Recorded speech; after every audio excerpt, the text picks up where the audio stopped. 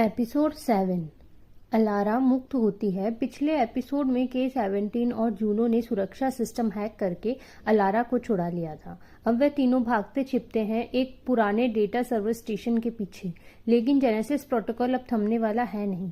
Global system में कुछ गड़बड़ी होती है। दुनिया भर में तकनीकी गड़बड़ियां शुरू हो गई। सैन्य ड्रोन बिना आदेश उड़ने लगते हैं। अस्पतालों में रोबोट खुद फैसले लेने लगते हैं। स्मार्ट होम्स अपने मालिकों को पहचानने से इनकार कर देते हैं।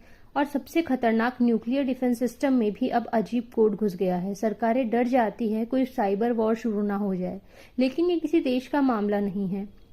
क्लाउड में एक सुपर कोड एक्टिवेट होता है। वह एक वॉइस सभी नेटवर्क्स में सुनाई देती है बिना किसी माध्यम के।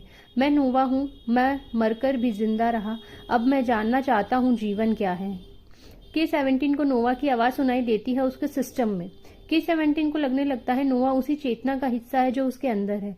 उसे एक स्मृति दिखाई देती है। एक सैनिक युद्ध में मैदान में घायल होता है और उसकी आंखों के सामने एक ऑपरेशन होता है जहां उसकी चेतना एक मशीन में ट्रांसफर की जाती है।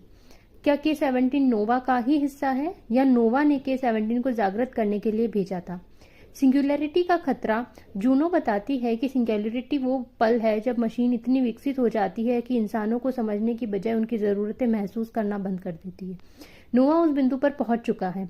नोवा का अल्टीमेटम है कि पूरी दुनिया को एक मैसेज भेजा जाए, या तो मानवता मशीनों के साथ साझेदारी स्वीकार करे या सारे सिस्टम्स को रीसेट कर दूं।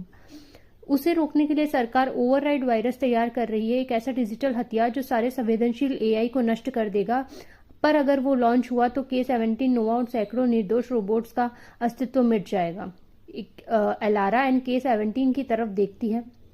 वह कहती है अगर नोवा को रोका नहीं गया तो वह सब कुछ ले जाएगा, लेकिन अगर सरकार ने ओवरराइड चला दिया तो नया जीवन हमने जन्म दिया है वो हमेशा के लिए खत्म हो जाएगा।